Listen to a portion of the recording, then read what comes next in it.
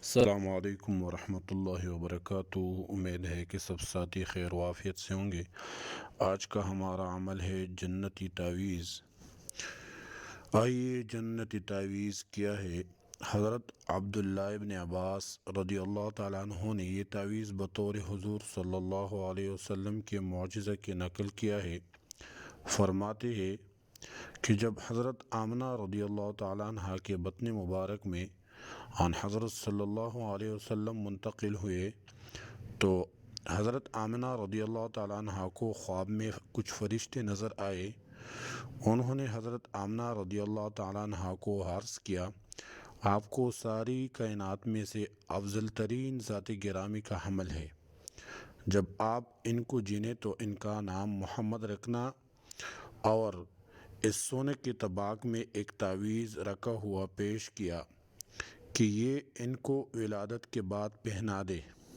اس تعویذ کو امام بہیقی اور امام ابو نعیم اصبہانی اپنی اپنی دلائل النبوہ میں، اور ابن عساکر نے تاریخ دمشق میں، اور علامہ سیوطی نے الخصائص الکبریٰ میں ذکر کیا ہے۔ ہم اس خاص تحفے کو اپنے قارئین کی خدمت میں پیش کر رہے ہیں۔ ہم نے خود بھی اس کو بہت سے مقاصد میں استعمال کیا اور کرایا ہے، تیر بہدف پایا ہے۔ یہ تعویذ حضرت مفتی جمیل احمد صاحب تھانوی رحمۃ اللہ علیہ کے معمولات میں سے تھا۔ آپ اس کو ہر مقصد میں استعمال کراتے تھے۔